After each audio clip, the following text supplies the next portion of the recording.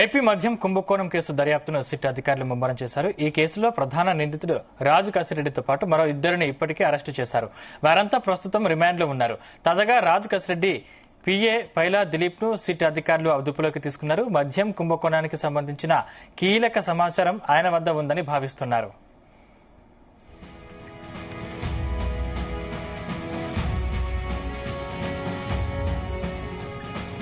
గత కొన్ని రోజులుగా పోలీసుల ఎదుట హాజరు కాకుండా దిలీప్ తప్పించుకుని తిరుగుతున్నాడు. గురువారం దుబాయ్కి పారిపోయేందుకు చెన్నై ఎయిర్పోర్టుకు చేరుకున్న దిలీప్ ను అధికారులు అదుపులోకి తీసుకున్నారు.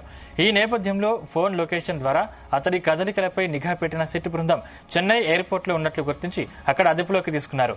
అక్కడి నుంచి విజయవాడకు తరలిస్తున్నారు.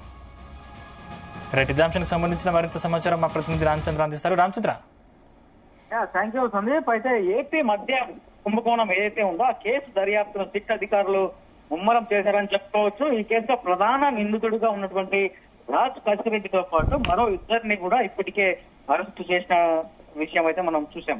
అయితే వారంతా కూడా ప్రస్తుతం రిమాండ్ లో ఉన్నారు. తాజాగా రాజ్ కసిరెడ్డి పిఏ పైలా దిలీప్ ను సిట్ అధికారులు అదుపులోకి తీసుకున్నటువంటి ఘటన ఈ రోజు చోటు చేసుకున్నది.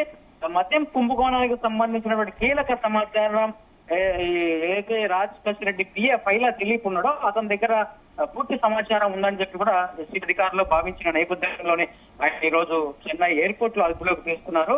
గత కొన్ని రోజులుగా కూడా పోలీసులు ఎదుట హాజరు కాకుండా దిలీప్ తప్పించుకొని తిరుగుతున్నటువంటి పరిస్థితి ఉంది. అయితే ఈ రోజు దుబాయ్ కి పారిపోయేందుకు ఆయన చెన్నై ఎయిర్పోర్ట్ కు చేరుకున్నాడు. అయితే ఆ సమయంలో పోలీసులు నిఘా ఉంచారు.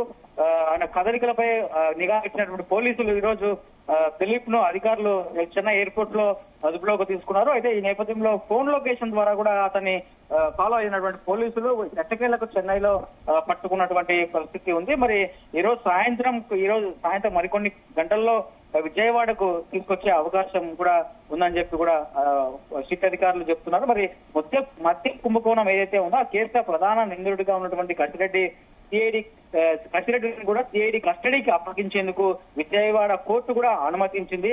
రేపటి నుంచి కూడా వారం రోజుల పాటు ఉదయం 8 గంటల నుంచి సాయంత్రం 6 గంటల వరకు కూడా రాజ్ కసిరెడ్డిని పోలీసు కస్టడీకి ఇచ్చారు. ఆ కస్టడీలో విచారించేందుకు కూడా అంగీకరించింది కోర్టు. అయితే ఈ కేసులో కీలకంగా ఉన్న కసిరెడ్డిని విచారించేందుకు 10 రోజుల పాటు కస్టడీ అప్పగించాలని చెప్పి కూడా సిఐడి పిటిషన్ దాఖలు చేయగా వారం రోజులకు న్యాయస్థానం అనుమతించింది. మొత్తానికి మద్యం కుంభకోణం ఆంధ్రప్రదేశ్ లో మలుపులు తిరుగుతోందని చెప్పుకోవచ్చు. ఇటీవల వైసీపీ ఎంపీ పెద్దిరెడ్డి మిథున్ రెడ్డి కూడా ఎంక్వైరీకి పిలిచారు. అయితే అక్కడ నోటీస్ ఇచ్చి పంపించడం జరిగింది. ఆయన కోర్టును ఆశ్రయించడంతో కోర్టు కూడా స్టే ఇచ్చినటువంటి పరిస్థితి ఉంది.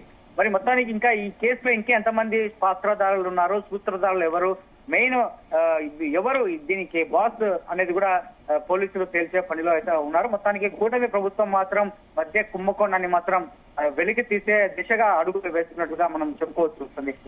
థాంక్యూ రామచంద్ర.